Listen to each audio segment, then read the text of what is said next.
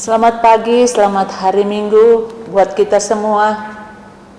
Puji syukur atas kasih dan penyertaan Tuhan kepada kita. Seminggu lamanya kita bertemu dalam kasih-Nya, dan hari ini kita kembali dipertemukan pada minggu yang terakhir di bulan Juni ini, tanggal 27 2021. Semua hanya karena anugerah Tuhan.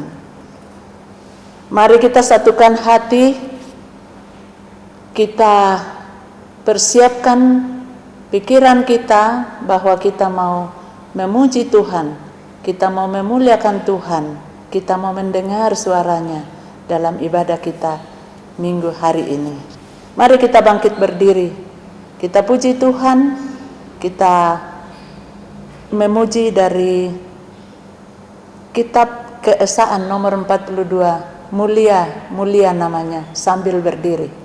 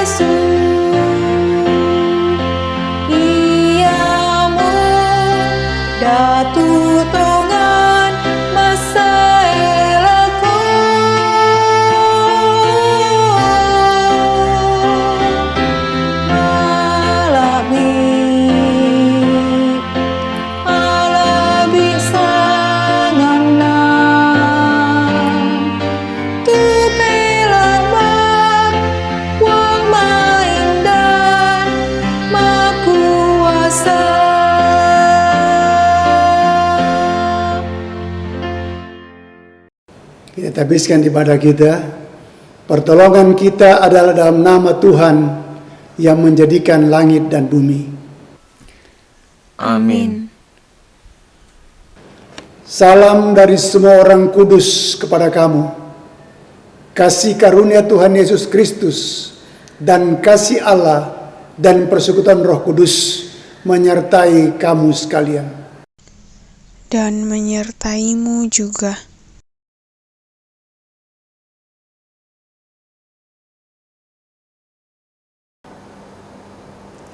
Mari kita bermazmur secara berbalasan pada Tuhan kita dari Mazmur 130 ayat pertama sampai ayatnya yang ke-8.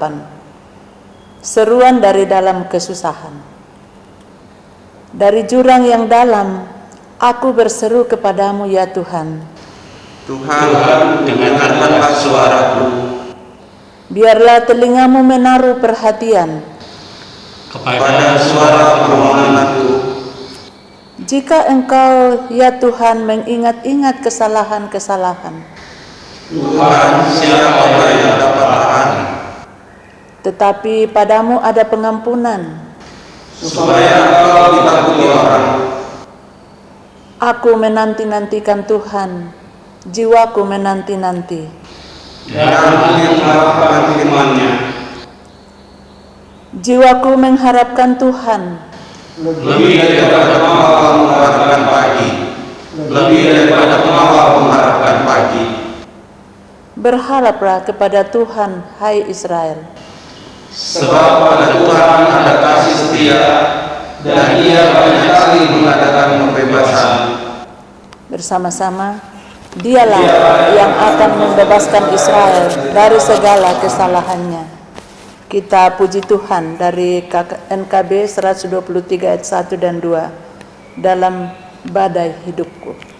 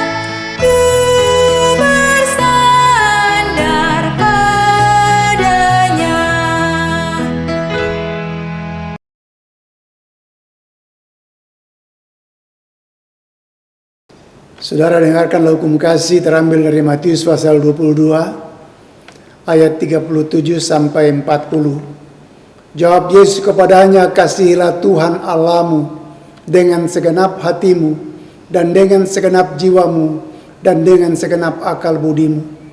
Itulah hukum yang terutama dan yang pertama. Dan hukum yang kedua yang sama dengan itu ialah kasihilah sesamamu manusia seperti dirimu sendiri. Pada kedua hukum inilah tergantung seluruh hukum Taurat dan kitab para nabi. Amin.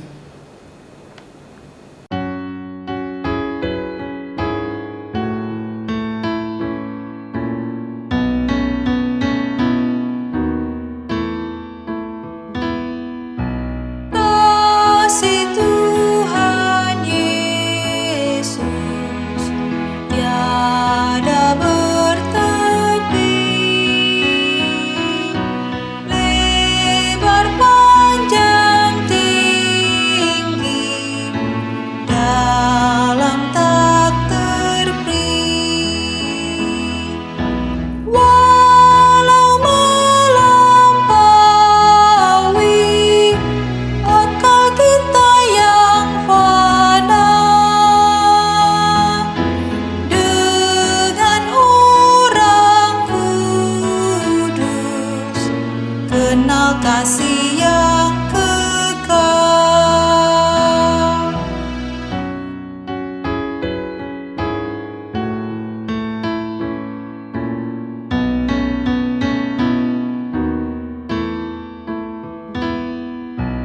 Iman dan harapan, kasih yang benar, dari ketiganya kasih terbesar. Kasih itu sabar, Ia suka memberi, tak megahkan diri, tidak mengenal dengki.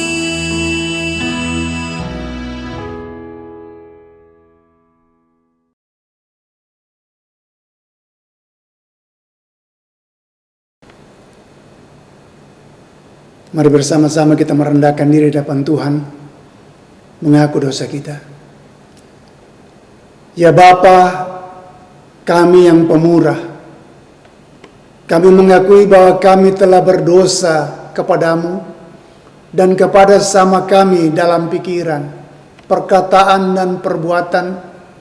Kami mohon kemurahan dan pengampunan-Mu dalam Kristus Juru Selamat kami. Ampunilah dan kasihanilah kami ya Tuhan. Amin. Saudara, dengarkanlah berita anugerah.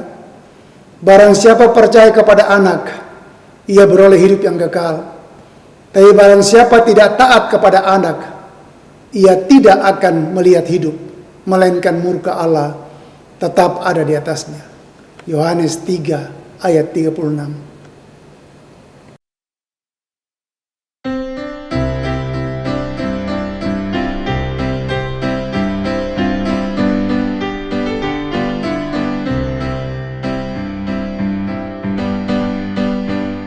Nyanyikan kasih setia Tuhan selamanya, selamanya. Ku nyanyikan kasih setia Tuhan selamanya, ku nyanyikan selamanya. Ku tuturkan takjamu, kasih setiamu Tuhan.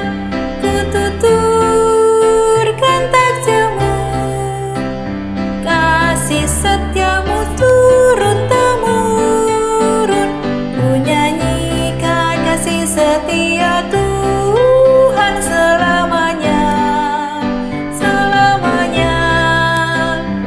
Ku nyanyikan kasih setia Tuhan selamanya, ku nyanyikan selamanya.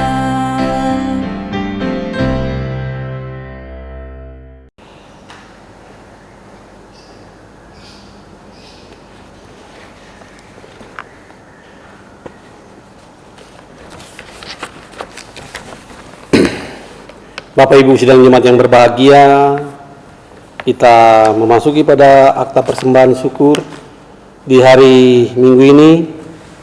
Adapun yang menguatkan kita pada persembahan syukur ini terambil dari Kitab 2 Korintus 8 ayatnya yang ke-15.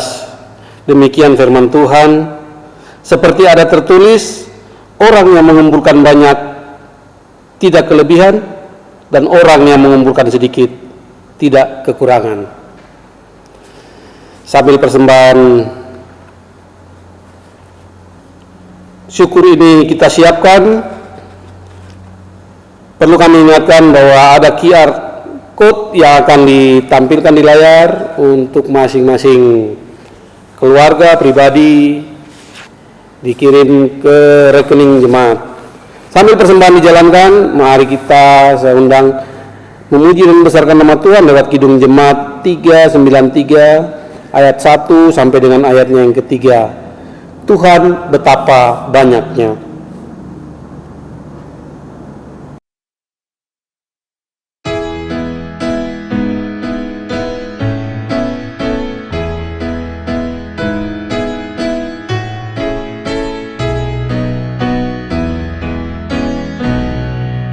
Tuhan betapa banyaknya berkat yang Kau beri,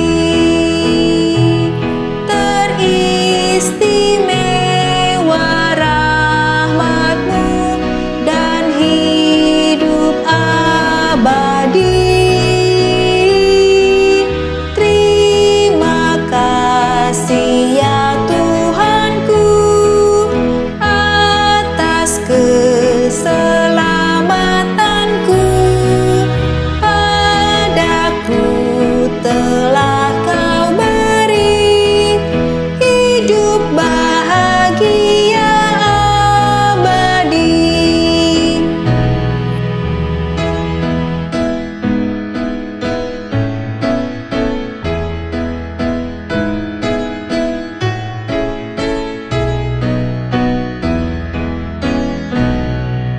Sanak saudara dan teman Kau beri kepadaku,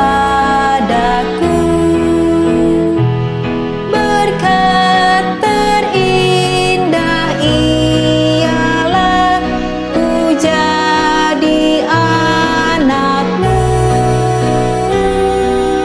Terima kasih ya Tuhanku atas keselamatanku.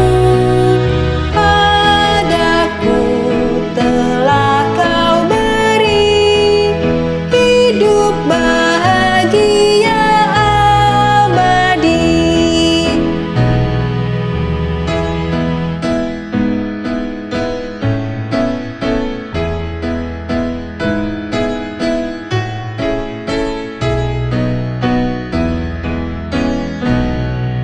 Setiap hari rahmat-Mu tiada putusnya. Hendak ku puji nama-Mu tetap selamanya.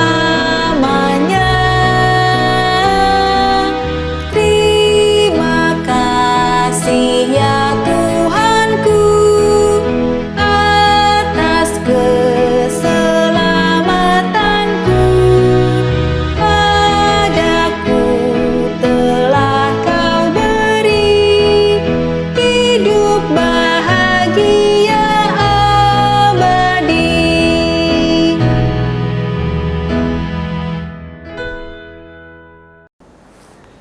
Mari kita bersatu dalam doa, membawa persembahan kita kepada Tuhan. Kita berdoa.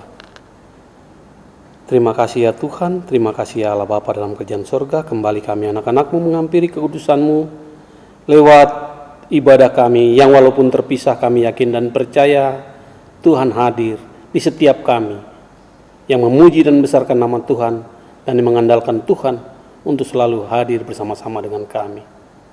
Terima kasih ya Tuhan, di siang hari ini juga sebagaimana yang telah Tuhan ajarkan kepada kami untuk bersyukur dalam segala hal, kami boleh nyatakan itu lewat persembahan kami, pribadi lepas pribadi maupun keluarga secara utuh. Tuhan kami bawa ke dalam pelataran-Mu yang Maha Kudus. Bila kami melihat dan membandingkan apa yang telah kami berikan kepadamu, sungguh tidak sebanding dengan apa yang Tuhan berikan. Tapi kami yakin dan percaya, lewat kuat kuasa Roh Kudus-Mu, Engkau mau sempurnakan itu menjadi persembahan yang berbau harum di dalam pelataran-Mu yang Maha Kudus. Terpujilah nama-Mu, di dalam nama Yesus Kristus Tuhan dan Juru Selamat kami berdoa. Amin.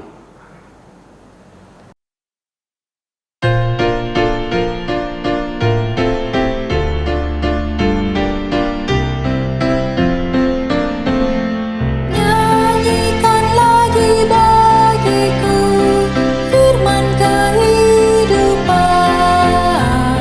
sungguh mulia dan merdu firman kehidupan,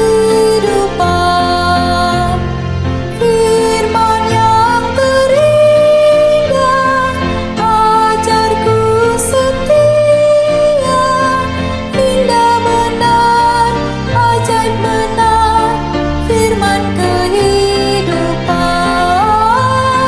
indah benar, ajaib benar, firman kehidupan.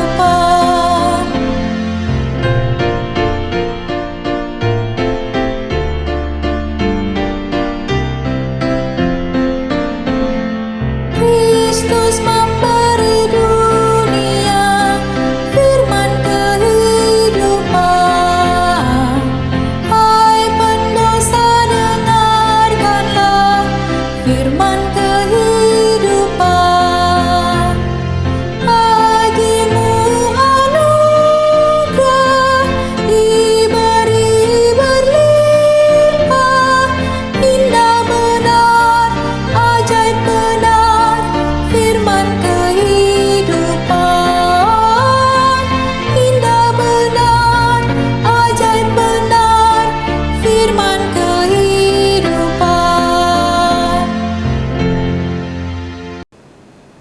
Mari kita sebelum baca firman Tuhan, kita mohon pimpinan Roh Kudus. Kita berdoa. Bapa kami yang baik, yang kami sapa Bapa dalam Kristus Yesus Tuhan kami. Pagi ini kami angkat syukur hormat kami Tuhan, sepanjang minggu yang Kau sudah menuntun langkah kehidupan kami. Dan pagi ini kami dimungkinkan Tuhan bisa menyembah, memuji, memuliakan Tuhan. Di tengah sukacita kami beribadah bersama-sama pada pagi hari ini, ada kesempatan bagi kami untuk membaca, merenungkan firman-Mu. Roh Kudus, terangilah hati dan pikiran kami, agar firman yang kami mau baca, renungkan bersama-sama pagi ini boleh meneguhkan, menguatkan iman percaya kami untuk menjalani kehidupan yang Tuhan karuniakan. Urapi hamba-Mu, urapi umat-Mu. Dalam nama Yesus kami sudah berdoa. Amin.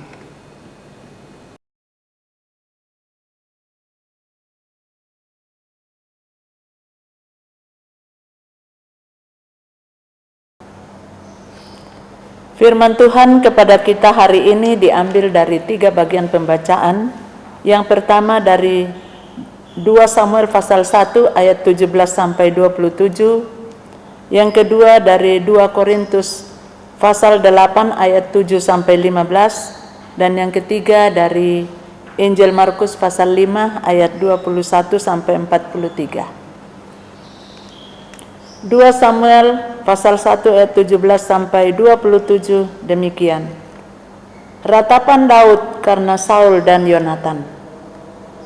Daud menyanyikan nyanyian ratapan ini karena Saul dan Yonatan anaknya.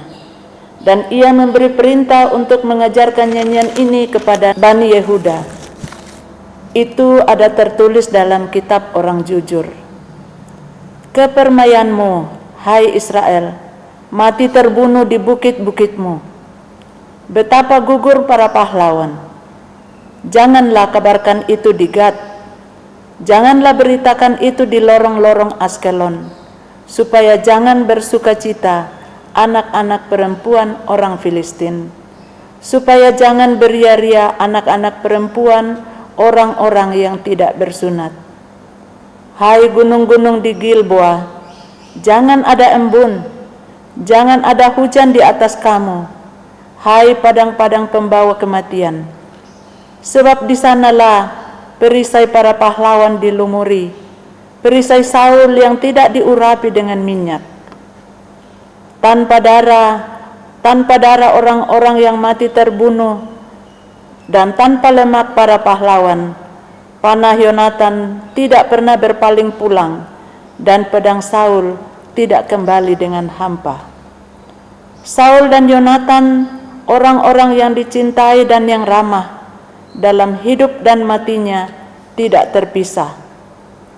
Mereka lebih cepat dari burung Raja Wali, mereka lebih kuat dari singa.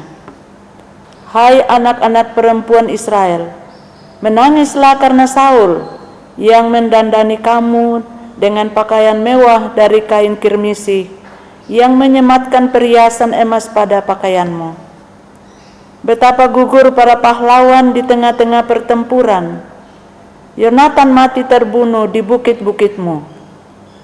Merasa susah aku karena engkau, saudaraku Yonatan.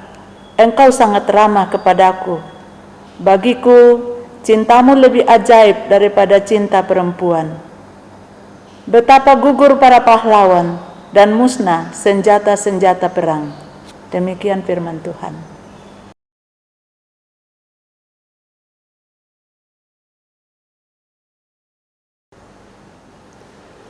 Pembacaan kedua terambil dari kitab 2 Korintus pasal 8 ayat yang ke-7 sampai dengan ayatnya yang ke-15. Demikian firman Tuhan. Maka sekarang sama seperti kamu kaya dalam segala sesuatu, dalam iman, dalam perkataan, dalam pengetahuan, dalam kesungguhan untuk membantu, dan dalam kasihmu terhadap kami. Demikianlah juga hendaknya kamu kaya dalam pelayanan kasih ini. Aku mengatakan hal itu bukan sebagai perintah, melainkan dengan menunjukkan usaha orang-orang lain untuk membantu. Aku mau menguji keikhlasan kasihmu, karena kamu telah mengenal kasih karunia Tuhan kita Yesus Kristus, bahwa Ia yang oleh karena kamu menjadi miskin, sekalipun Ia kaya, supaya kamu menjadi kaya oleh karena kemiskinannya. Inilah pendapatku tentang hal itu yang mungkin berfaedah bagimu. Memang sudah sejak tahun yang lalu kamu mulai melaksanakannya dan mengambil keputusan untuk menyelesaikannya juga. Maka sekarang selesaikan jugalah pelaksanaannya itu. Hendaklah pelaksanaannya sepadan dengan kerelaanmu, dan lakukanlah itu dengan apa yang ada padamu. Sebab jika kamu rela untuk memberi, maka pemberianmu akan diterima. Kalau pemberianmu itu berdasarkan apa yang ada padamu, bukan berdasarkan apa yang tidak ada padamu. Sebab kamu dibebani bukanlah supaya orang-orang lain mendapat keringanan, tetapi supaya ada keseimbangan. Maka hendaklah sekarang ini kelebihan kamu mencukupkan kekurangan mereka, agar kelebihan mereka kemudian mencukupkan kekurangan kamu, supaya ada keseimbangan. Seperti ada tertulis, orang yang mengumpulkan banyak tidak kelebihan, dan orang yang mengumpulkan sedikit tidak kekurangan. Demikian jauh pembacaan firman Tuhan. Haleluya.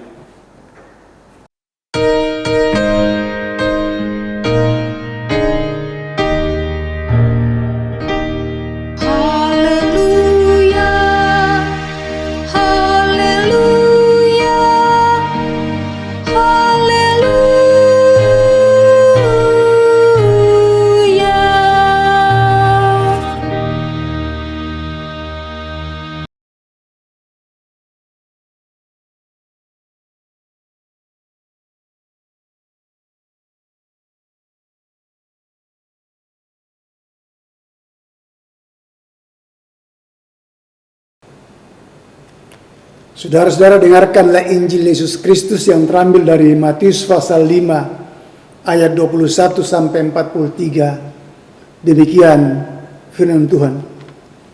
Sesudah Yesus menyeberang lagi dengan perahu, orang banyak berbondong-bondong datang lalu mengurumuni dia, sedang ia berada di tepi danau.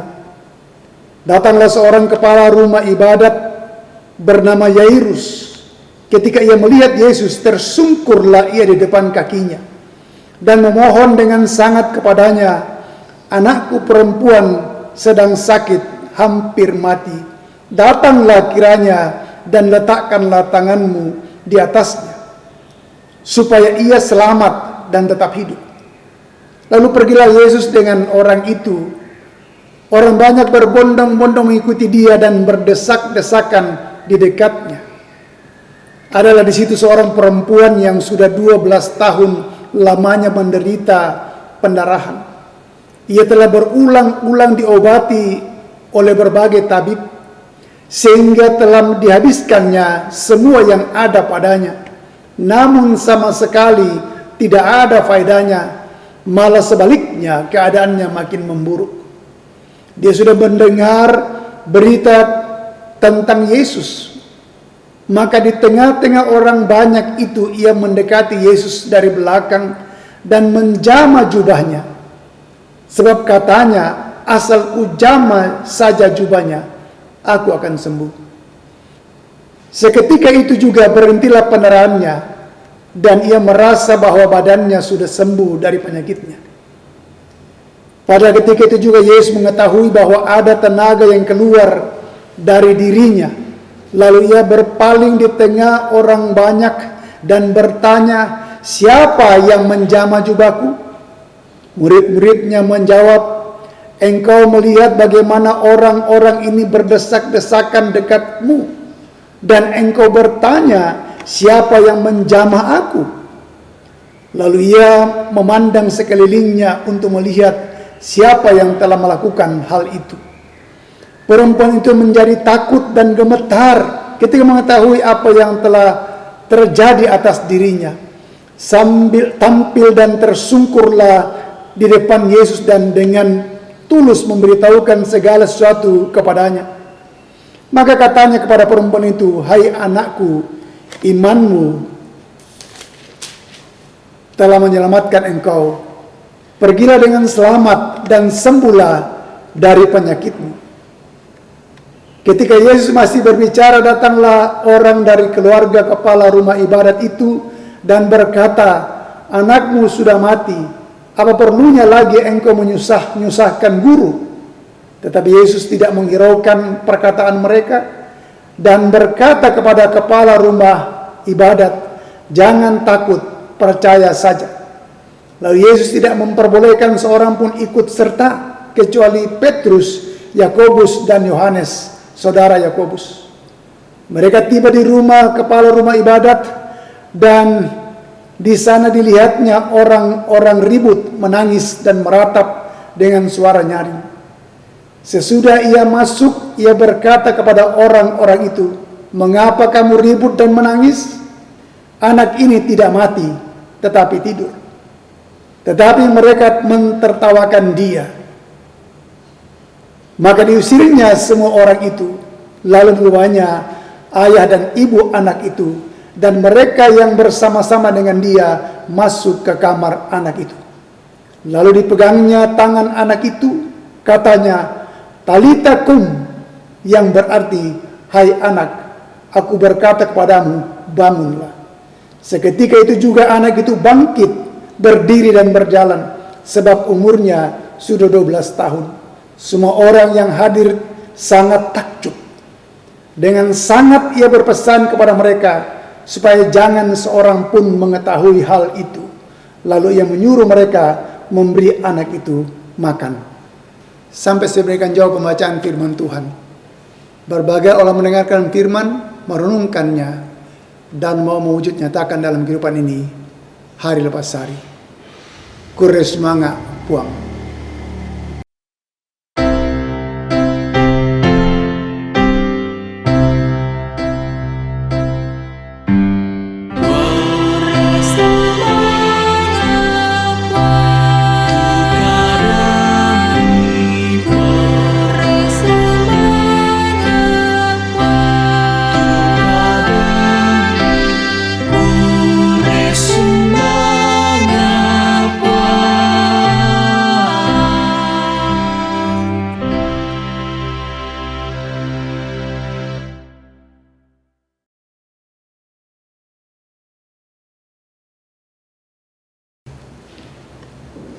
Shalom saudaraku, selamat hari Minggu. Ada sukacita? Amin, puji Tuhan. Terima kasih untuk pertama-tama saya katakan terima kasih pertolongan Tuhan. Terima kasih untuk doa-doa yang sudah dinaikkan sehingga pagi ini saya bisa berdiri di depan Bapak Ibu Saudara untuk menyampaikan kebenaran firman Tuhan setelah beberapa hari istirahat karena kondisi fisik yang sedikit terganggu. Dan pagi hari ini kita bersama-sama sudah membaca 3 pembacaan firman Tuhan tadi dari 2 Samuel pasal 1 ayat 17 sampai 27, 2 Korintus 8 7 sampai 15, dan Markus 5 ayat 21 sampai 43. Dalam bacaan utama kita 2 Samuel pasal 1 17 sampai 27. Saudara, dalam ibadah kita minggu lalu, kita bersama merenungkan tentang tema persaudaraan yang sejati, di mana dikisahkan tentang kisah Daud dan Jonathan yang luar biasa. Dikatakan itu bagaimana jiwa mereka berpadu, sehingga Yonatan mengasihi Daud seperti jiwanya sendiri. Luar biasa. Ada satu ikatan yang kuat. Bagaimana persaudaraan yang sejati itu. Oleh karena kasih ilahi yang melingkupi kedua saudara ini, Yonatan dan Daud. Dan minggu ini saudaraku, kita diajak bersama-sama untuk merenungkan satu tema, kasih Allah mengalahkan pahitnya kehidupan.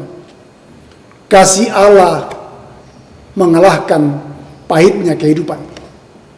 Dalam 2 Samuel pasal 1 ayat 27 ayat 17 sampai 27.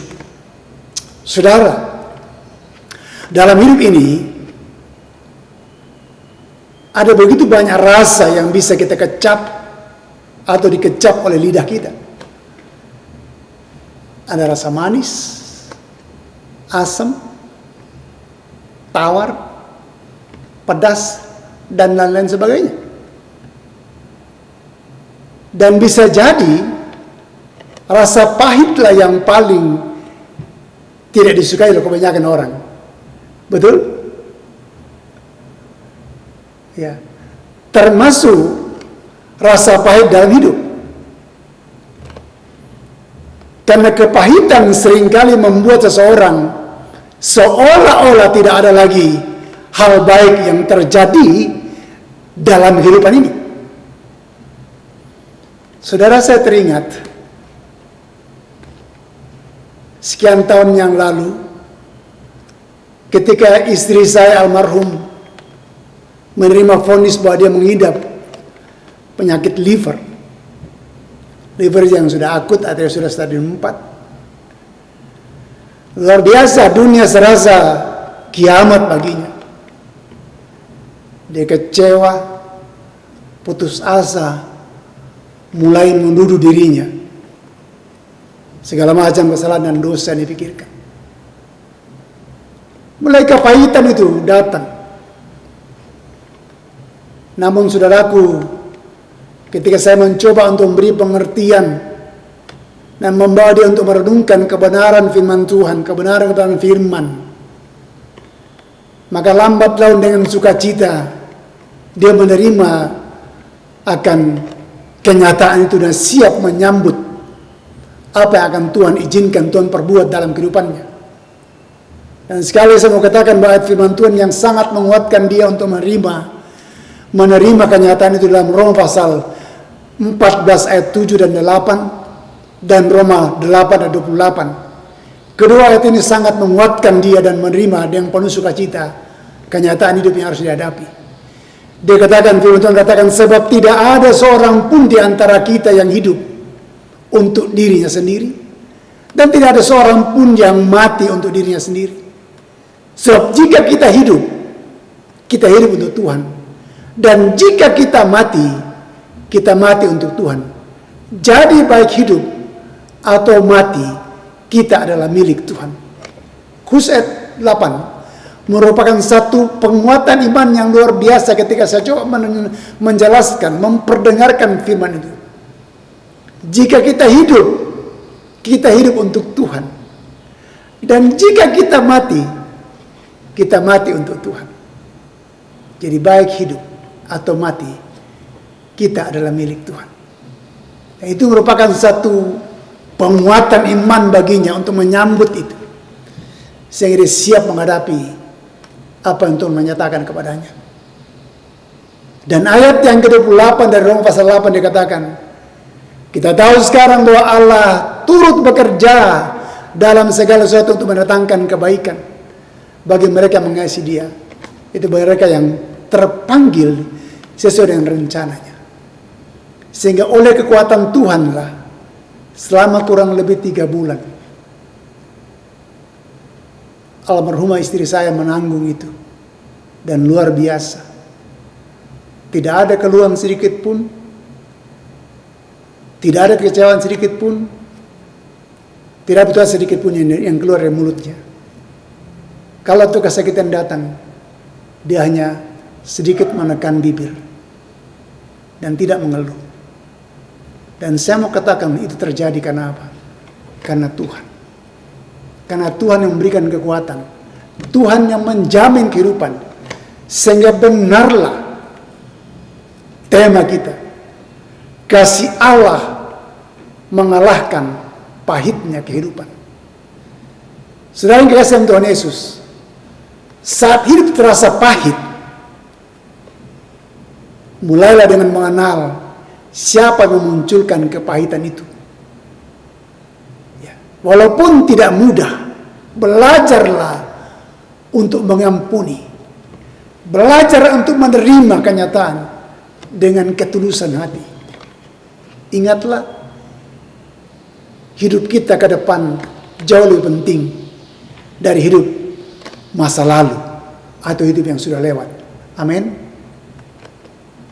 Karena itu sudah kekasih dalam Tuhan Yesus, kalau kita belajar kehidupan Daud dalam pembacaan kita pada pagi hari ini, semestinya kita temukan di situ bahwa Daud adalah seorang pribadi yang mengalami begitu banyak kepahitan dalam hidupnya. Betapa tidak, saudaraku, kalau kita melihat kisah Daud, ya, dalam perjalanan kehidupannya, ya, khususnya kalau kita memperhatikan dalam pembacaan ini, ya, dalam 1 Samuel pasal 16, ayat yang ketiga dan ayat yang keempat, di sini kita temukan bagaimana Daud harusnya mengalami kepahitan. Bayangkan saudaraku yang dikasih dalam Tuhan Yesus, dia tidak dianggap oleh hamba Tuhan Samuel. Ketika Tuhan mengutus Samuel untuk pergi, ya, ke keluarga, ke Yerusalem untuk pergi mengurapi keluarga Isai, orang tuanya. Daud tidak diperhitungkan. Perhatikan dalam ayat yang ke-16, dalam ayat yang ke-1 dan yang ketiga dari pasal 16 1 Samuel. Dikatakan di situ, berfirmanlah Tuhan kepada Samuel, berapa lama lagi engkau berduka cita karena Saul? Bukankah ia telah kutolak sebagai raja atas Israel? Isilah tabung tandukmu dengan minyak dan pergilah, aku mengutus engkau kepada Isai, orang Bethlehem itu. Sebab di antara anak-anaknya telah kupilih seorang raja bagiku. Saudara, aku coba perhatikan itu. Di antara anak-anaknya, artinya kan termasuk Daud, bukan? Amin. Ya, termasuk Daud. Tapi Daud tidak terperhitungkan. Sehingga ketika Samuel datang ke Bethlehem, ya, untuk mengadakan korban persembahan dan pengudusan untuk pengurapan seorang raja yang dipilih Tuhan, Daud tidak mempertanyakan kepada Isai, apakah ini semua anak-anakmu yang hadir? Enggak. Karena bagi dia Elia sudah melihat ada anak-anak yang tinggi besar, yang gagah perkasa di depan dia, sehingga bagi dia itu sudah cukup. Saudaraku, bukan ini sesuatu yang tidak nyaman bagi Daud.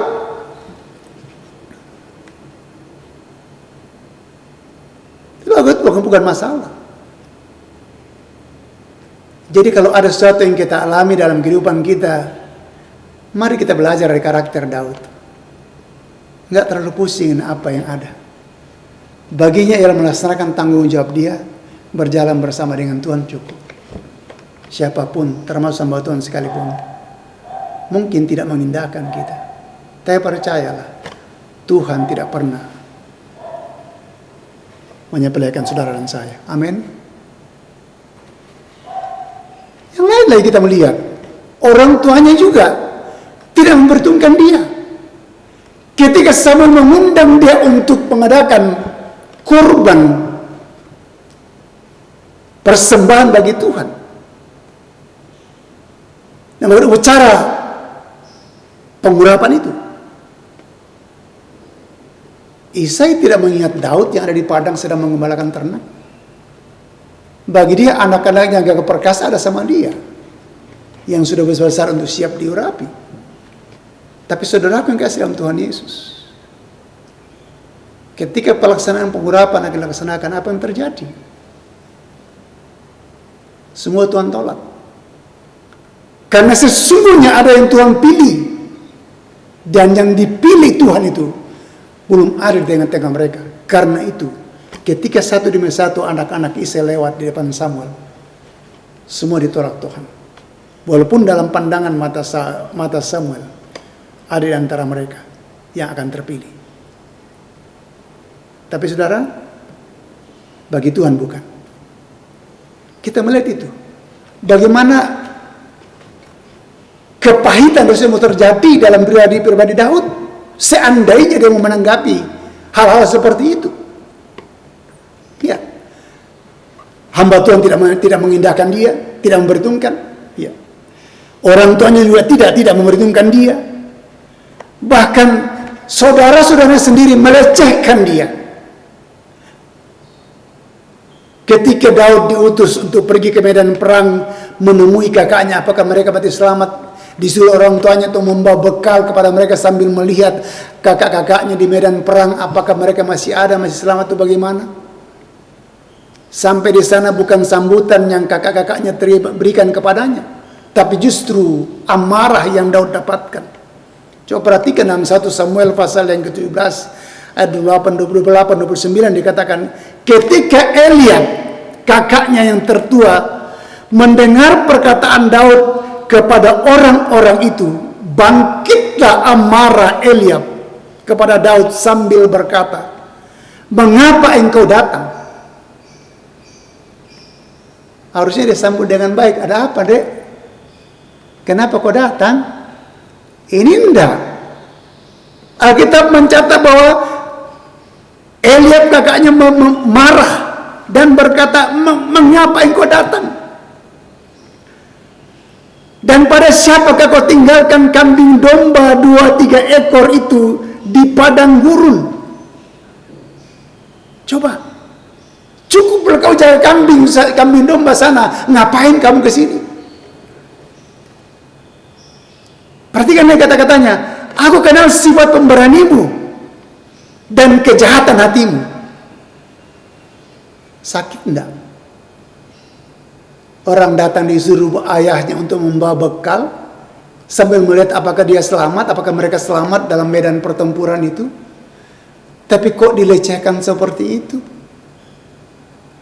Bayangkan, aku tahu pemberanimu dan kejahatan hatimu. Kejahatan apa? Engkau datang kemari dengan maksud melihat pertempuran. Bayangkan. Tetapi jawab Daud, apa yang telah kau perbuat? Kenano dika, apa kau pugau kakak? Narabobaran tiro ko. Tiro ko mi. Nasona papa rampo sambil pakai bekal sido. Kan sebenarnya itu yang terjadi. Tapi betapa emosinya kakaknya melihat itu. Bayangkan betapa kecewanya Daud harusnya.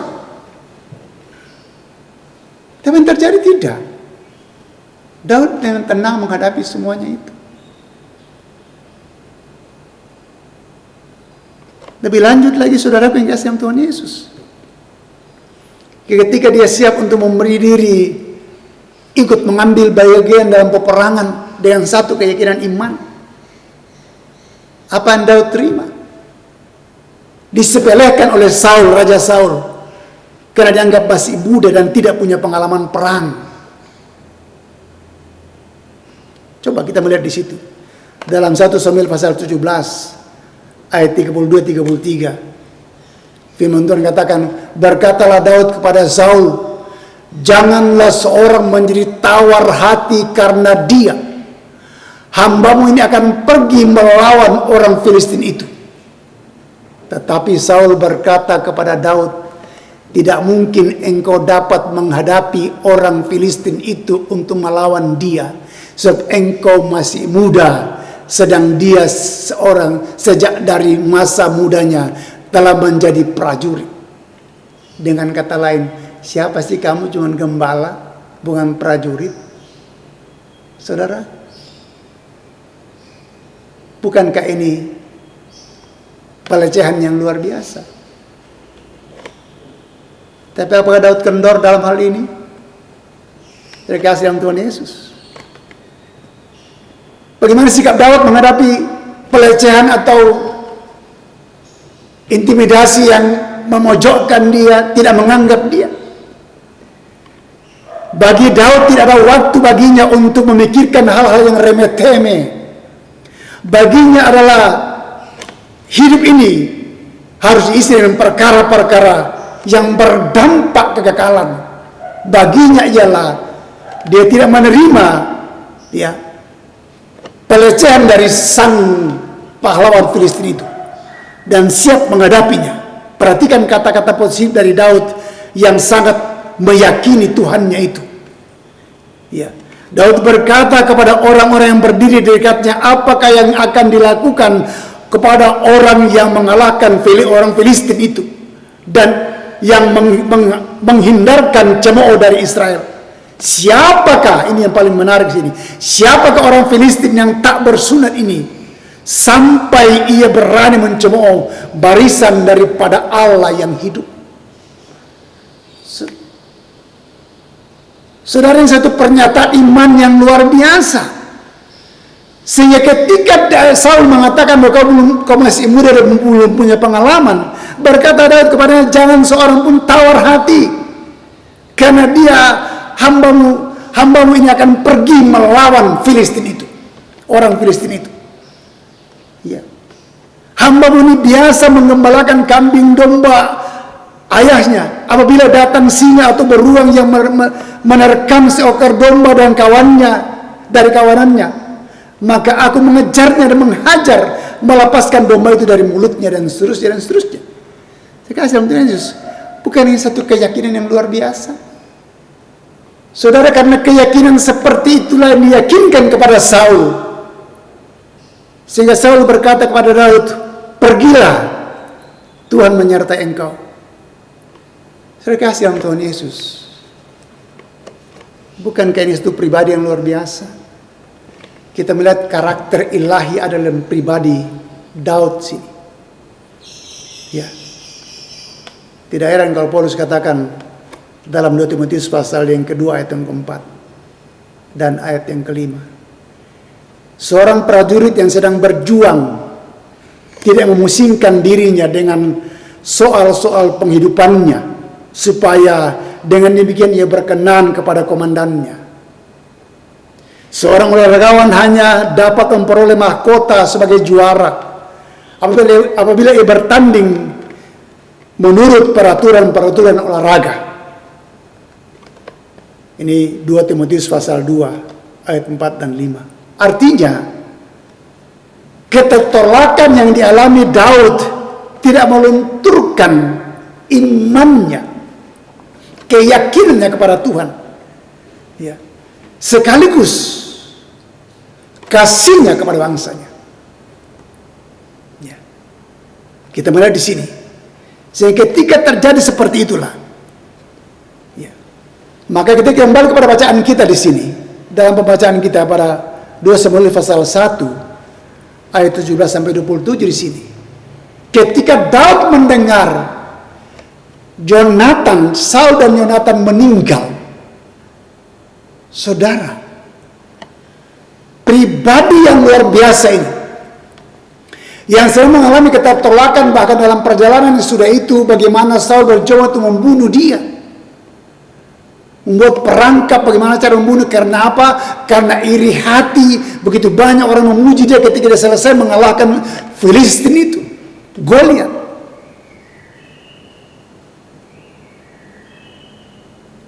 Daud tetap teguh dalam satu keyakinan,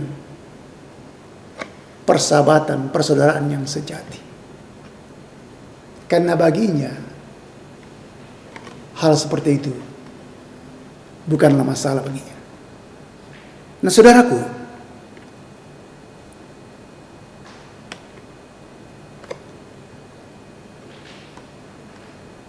saat kita merasa tertolak atau kecewa dengan orang lain, nah membiarkan sakit hati masuk ke dalam hati kita, maka kepahitan, kekecewaan akan berakar dalam diri kita. Karena itu bagi Daud, tidak pernah memberikan kesempatan bagi dalam dirinya. Baginya ialah menatap ke depan, memelihara hidupnya, melakukan perkara-perkara positif, perkara kebenaran yang berdampak kekekalan. Itu yang Daud mau pelihara. Sehingga kita melihat di sini, saya melihat di sini, ada berapa hal mengapa Daud tidak menyimpan akar pahit dalam dirinya. Walaupun dia terlecehkan, bahkan juga ketika mengalami pengurapan sudah mengalami lagi kemenangan demi kemenangan, tapi toh dia ditolak oleh Saul dan berusaha untuk membunuhnya. Bagi Daud itu bukan masalah. Ada 3-4 hal yang saya lihat di situ. Kenapa Daud tidak menyimpan akar pahit dalam dirinya? Yang pertama, dia hidup dalam takut akan Tuhan. Hidup dalam takut akan Tuhan. Takut akan Tuhan di sini ialah dia tidak memberikan dirinya membenci, membuat kejahatan. Baginya takut akan Tuhan ialah membenci kejahatan. Itu bagi dia.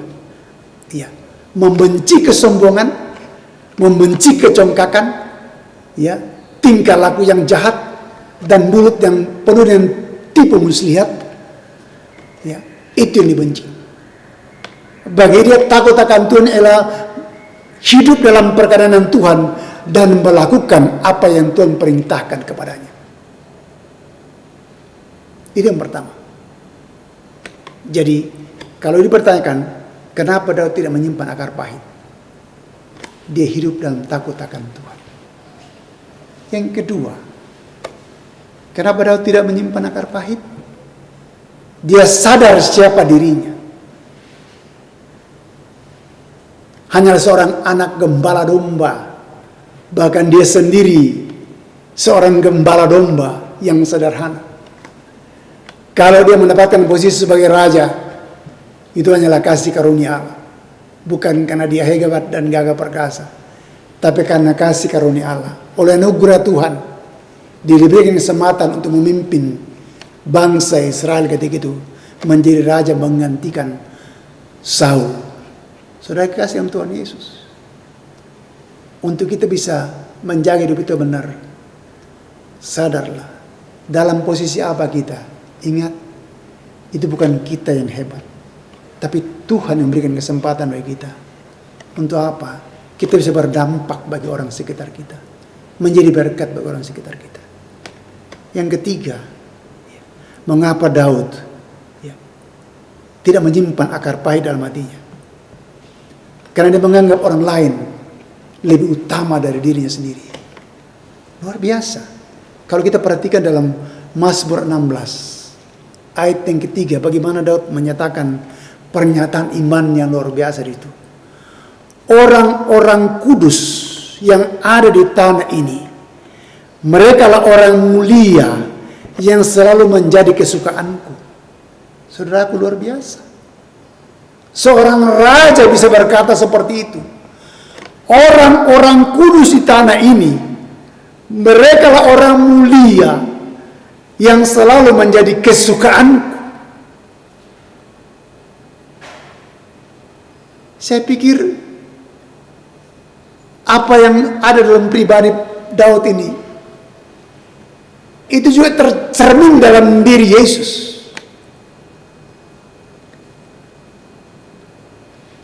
Ia tidak mempertahankan kesetaraannya dengan Allah, tapi mengosongkan dirinya dan menjadi apa? Menjadi manusia. Ya. Bahkan menghambakan dirinya hanya untuk apa? Menebus saudara dan saya. Kenapa? Karena kita ini orang mulia yang menjadi kesukaan Tuhan dalam kehidupan ini. Oleh karena itu, saudara yang dikasih, nggak ada alasan bagi kita untuk menyimpan akar pahit. Nggak ada alasan bagi kita untuk menyimpan akar pahit dalam kehidupan kita, atau kepahitan dalam kehidupan kita. Allah yang luar biasa itu tidak memperhitungkan pelanggaran saudara dan saya, tapi oleh kasih-Nya Dia meninggalkan kemuliaan dan turun mencapai saudara dan saya, menggantikan posisi di salib, terkutuk hanya untuk apa? Menebus saudara dan saya dari kuasa dosa. Agar apa? Agar kita diselamatkan. Saudaraku, pantaskah kita menyimpan akar pahit dalam hati kita kepada Tuhan, kepada sesama kita? Enggak pantas. Kayak itu kalau mungkin dalam kehidupan ini ada antara kita saat ini yang menyimpan akar pahit terhadap saudara kita, nggak tahu apakah dalam keluarga kecil kita, suami istri, orang tua anak, saudara bersaudara, atau dalam rumpun keluarga besar kita, ya, menyimpan akar pahit sampai tidak saling menyapa satu dan yang lain sampai mati. Saya mau katakan pagi ini, bertobat sebelum terlambat. Bertobat, inilah saatnya untuk kita kembali kepada Tuhan. Ya. Jangan menyimpan akar pahit.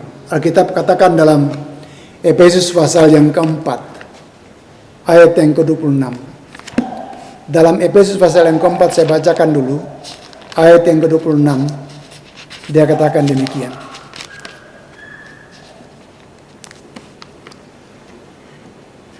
Apabila kamu menjadi marah, janganlah kamu berbuat dosa. Janganlah matahari terbenam sebelum padam amarahmu. Dan janganlah beri kesempatan kepada iblis. Itu ayat 27. 26-27. Jadi, saudara yang kasih, marah boleh, tapi jangan menyimpan kemarahan menjadi akar pahit dalam kehidupan kita. Karena apa? Kita akan mempertanggungjawabkan di depan Tuhan. Yang keempat, Daud pribadi yang tahu berterima kasih. Ya. Dia tahu bagaimana ketika dia pertama kali awalnya menerima pengurapan Samuel, tinggal bersama-sama dengan keluarga Saul di istana raja. Diangkat Yonatan sebagai saudara, berpadulah jiwa mereka. Dan Yonatan menganggap dia sebagai dirinya sendiri. Sehingga ketika terjadi ini, ketika Saul dan Yonatan meninggal dalam peperangan, Daud bukan menyimpan akar pahit, tapi justru belas kasihannya turun, meratap. Karena apa? Karena dia tahu diri betapa orang dia kagumi, Saul dan Yonatan. Saul sebagai pahlawan yang gagah berani, Yonatan sebagai pribadi yang penuh kasih yang luar biasa, yang mengorbankan segala-galanya baginya, menganggap dia sebagai putra mahkota juga, sehingga layak menerima semua yang Yonatan terima dari ayah yang diberikan kepada Daud. Luar biasa, saudara kekasih. Sehingga ketika terjadi itu dalam bacaan kita, bagaimana ratapan Daud tercatat dalam ayat 17 dari 2 Samuel pasal 1 sampai 27. Ya. Dia tidak terima, ya, bagaimana dia bersyukur karena diterima sebagai keluarga Daud, keluarga Saul, dianggap saudara anak raja, dihargai, diberikan penghormatan. Jadi saudara yang dikasihi Tuhan Yesus, kalau mau menikmati kasih yang mengalahkan kepahitan dalam kehidupan ini, hidup dalam takut akan Tuhan. Sadari siapa saudara di hadapan Tuhan. Tempatkan orang lain lebih utama dari saudara. Dan belajar hidup penuh syukur. Ya, itu yang Daud lakukan. Ya. Lalu bagaimana dia mewujudkan keprihatinannya itu? Karena pahlawan baginya, Saul dan Yonatan, telah hilang atau meninggal, mati dalam peperangan. Dalam ayat 17 dikatakan Daud tidak menyimpan kepahitan. Ya. Daud tidak menyimpan kepahitan dalam hatinya. Ayat 17. Daud menyanyikan nyanyian ratapan itu karena Saul dan Yonatan anaknya. Luar biasa, saudaraku. Baginya ialah dia yang berpikir perkara-perkara yang positif. Enggak heran kalau Paulus katakan dalam Filipi pasal 4 ayat yang ke-8 harus menjadi bagian orang percaya. Dia katakan bahwa Filipi 4:8 begini firman Tuhan. Jadi saudara-saudaraku, semua yang benar, semua yang mulia, semua yang adil, semua yang suci, semua yang manis, semua yang sedap didengar, semua yang disebut kebajikan dan patut dipuji, pikirkanlah semuanya itu. Jadi enggak usah tanam hal-hal yang buruk dalam pikiran kita. Mari pikirkan perkara-perkara yang positif yang memuliakan Tuhan. Karena itulah merupakan karakter ilahi dalam diri anak-anak Tuhan, saudara dan saya.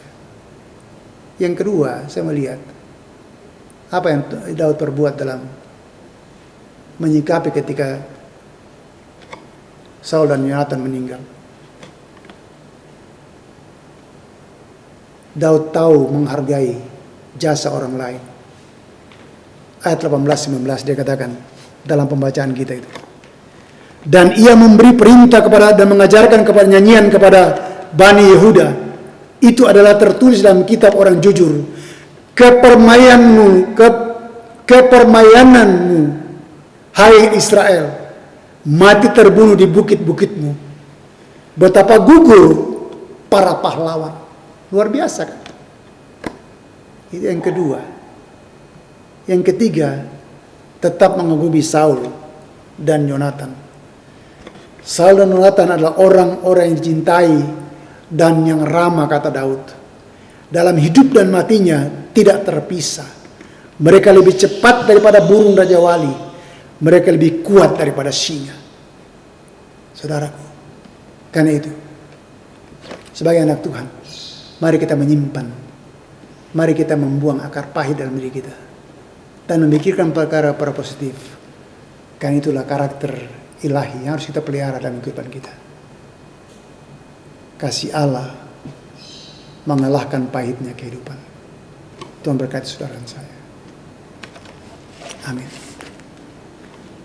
Mari kita saat itu sejenak. Bapa, hamba sudah berhenti dalam menguraikan firman. Roh Kudus terjemahkan lebih jauh, sehingga firman ini boleh berbicara buat kami, meneguhkan, menguatkan kami. Terutama Tuhan, mengalahkan kepahitan hidup dalam hati kami masing-masing, agar supaya kami hidup berkenan kepada Tuhan, memuliakan nama-Mu senantiasa. Haleluya Yesus, terima kasih. Saudara, mari kita naikkan syafaat kita. Kita berdoa. Bapa kami di surga, dalam nama Tuhan Yesus, kami datang menyembah Tuhan pada pagi ini, bersyukur untuk kasih dan kebaikan Tuhan. yang sudah menuntun kami dalam perjalanan kehidupan kami sampai pada saat ini.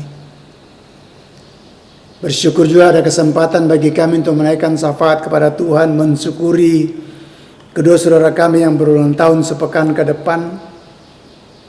Suryanti Pangala 27 Juni, Bapak Amos Pasalli 29 Juni, dan mungkin masih ada Bapak Ibu Saudaraku yang berulang tahun sepekan ke depan yang tidak tercatat nama. Terima kasih bahwa banyak pengalaman yang mereka sudah lewati sepanjang tahun dalam kehidupan. Harapan kami supaya langkah hidup ke depan lagi kasih dan tuntunan Tuhan kembali boleh mereka rasakan dalam kehidupan ini, perjuangan hidup, baik dalam pendidikan, pekerjaan, dalam keluarga, diberkati, dipeliharakan Tuhan dalam kasih karunia-Mu. Secara khusus saudara kami Tuhan Bapak Amos Pasalli dalam tugas tanggung jawab jauh dari keluarga di Ambon sana. Biarlah kebaikan Tuhan boleh menjadi bagian hamba-Mu, sehingga tetap dalam perlindungan Tuhan, dalam sukacita Tuhan walaupun tidak bersama-sama dengan keluarga bersukacita dalam ulang tahunnya pada 29 ini.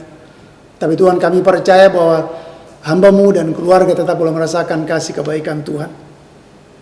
Kami juga bersyukur bahwa jemaat-Mu senantiasa terpelihara anugerah-Mu di tengah-tengah masa pandemi ini. Kami menantikan terus tuntunan kasih-Mu dalam kehidupan kami supaya dalam perjalanan kehidupan kami Tuhan, kami boleh merasakan tuntunan Tuhan, pemeliharaan Tuhan dalam kehidupan ini. Biarlah berkat Allah boleh menjadi bagian kami, baik ketika kami dalam rumah, ataupun ketika kami harus keluar rumah karena menunaikan tugas tanggung jawab kami sebagai umat-Mu di tengah-tengah dunia ini. Peliharakan kami terutama dalam masa pandemi COVID. Biarlah Tuhan, penyertaan-Mu, pertolongan tetap boleh nyata dalam kehidupan kami, terutama umat-Mu Tuhan dalam tugas tanggung jawab mereka masing-masing. Dalam sukacita kami bersama mempercayakan juga untuk perjuangan anak-anak kami dalam masa pendidikan mereka. Tuhan tolong dari tingkat TK, SD, SMP, SMU, bahkan universitas, berkat Allah tetap boleh menjadi bagian mereka, supaya oleh kasih dan kebaikan Tuhan dalam mereka menuntut ilmu, pertolongan Tuhan nyata bagi mereka, semangat yang tinggi, hikmat ilahi boleh menjadi bagi mereka untuk menerima tiap mata pelajaran, mata kuliah dengan baik. Terutama mereka juga yang sedang menunaikan tugas akhir mereka. Tuhan, tilik apalah anak-anak-Mu, berikan hikmat, berikan inspirasi yang baik, sehingga dalam menunaikan tugas akhir atau skripsi, tesis, bahkan disertasi, Tuhan tolong supaya masing-masing mereka boleh merasakan lagi kehadiran Tuhan, pertolongan Tuhan, sehingga mereka bisa menuntaskan tanggung jawab mereka dengan baik. Ke dalam tangan-Mu kami percayakan akan anak-anak dalam perjuangan mereka masing-masing. Bapa, kami juga berdoa untuk keluarga kami yang sedang berduka, keluarga almarhum hamba-Mu Bapak Benyamin Sima yang sudah Engkau panggil ke pangkuan Bapa di surga kemarin.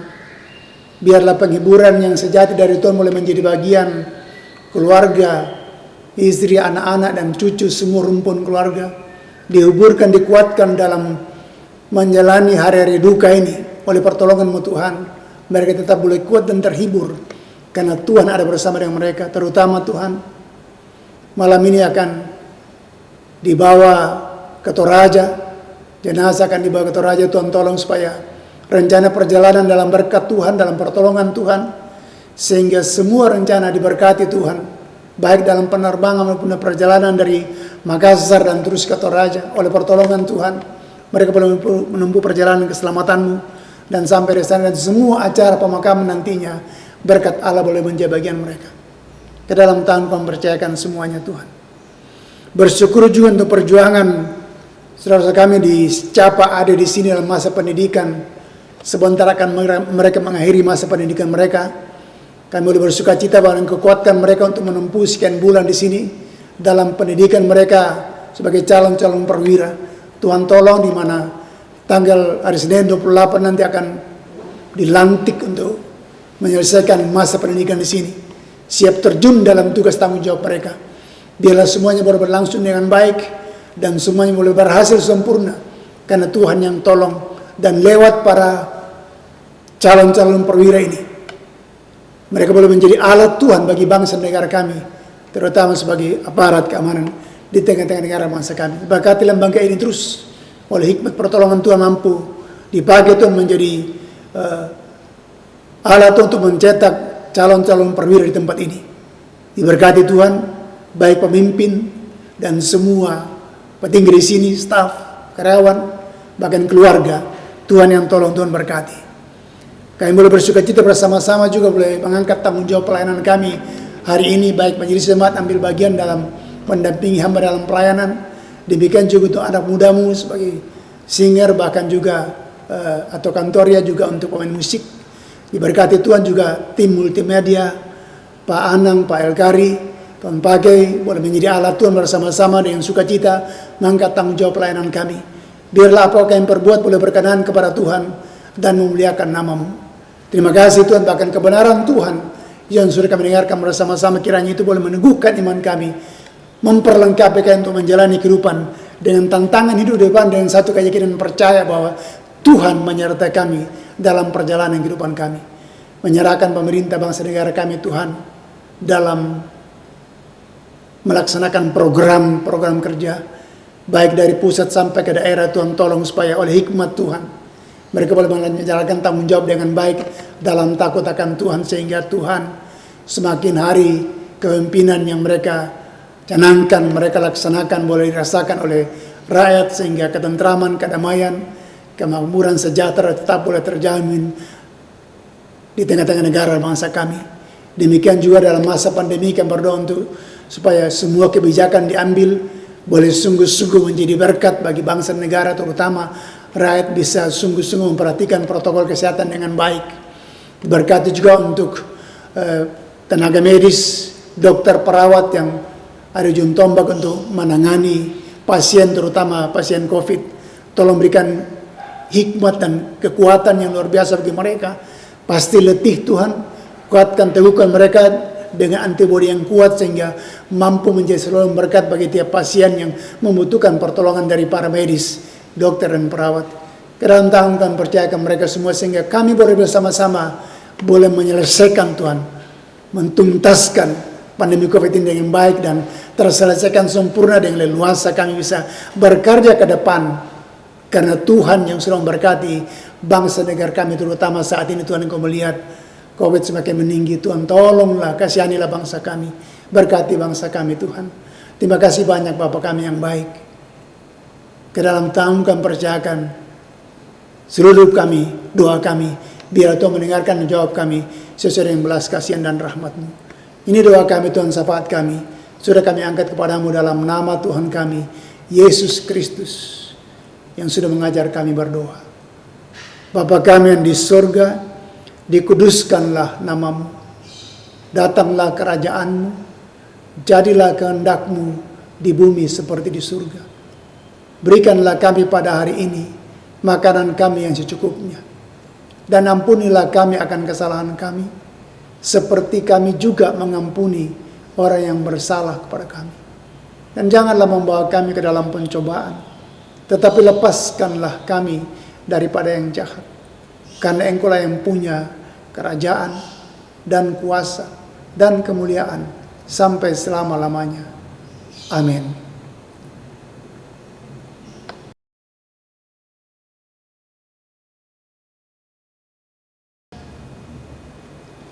Saudara, dengarkanlah petunjuk hidup baru yang terambil dari 2 Korintus pasal 8 ayatnya yang ke-9. Karena kamu telah mengenal kasih karunia Tuhan kita Yesus Kristus, bahwa Ia yang oleh karena kamu menjadi miskin, sekalipun Ia kaya, supaya kamu menjadi kaya oleh karena kemiskinannya. Amin.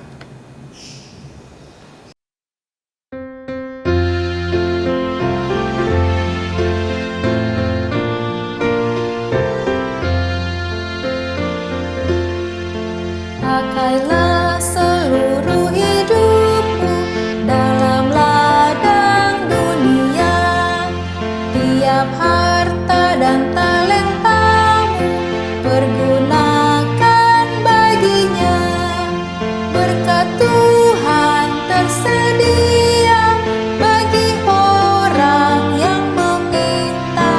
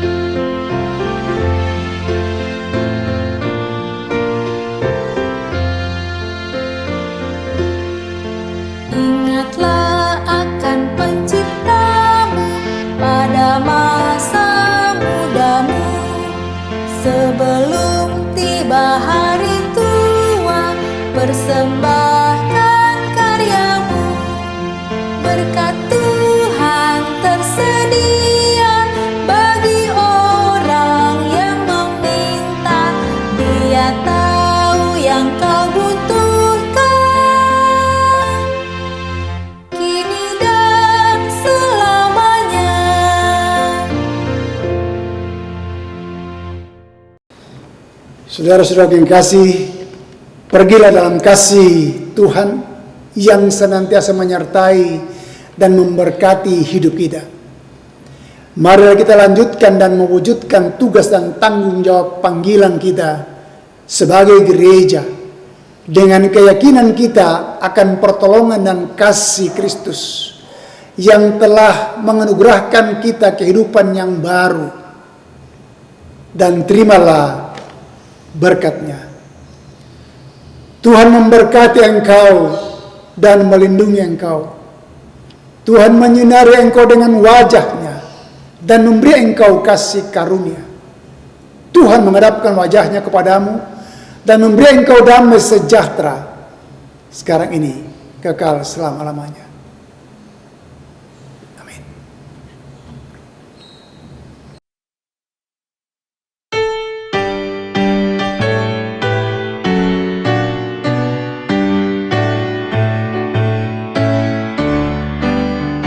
Kita harus membawa berita pada dunia dalam gelap tentang kebenaran dan kasih dan damai yang menetap,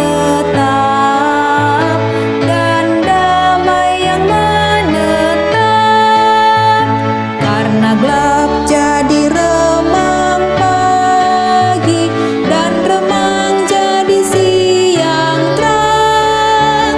Kuasa Kristus kan nyatalah, rohani dan cemerlang.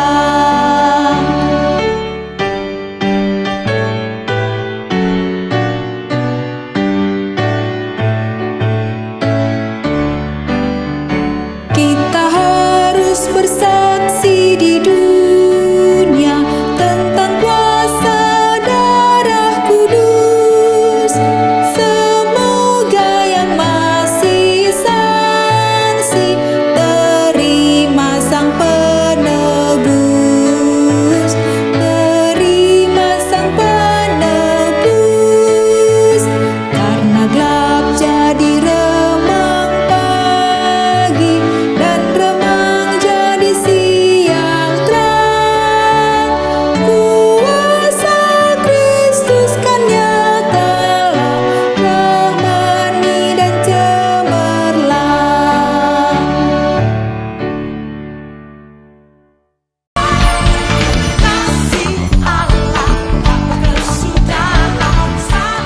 Saudara, sampai sekian ibadah kita. Mari kita wujudkan kasih Allah mengalahkan pahitnya kehidupan dalam hidup ini. Dan tetap jaga protokol kesehatan, tetap semangat. Tuhan Yesus memberkati. Shalom.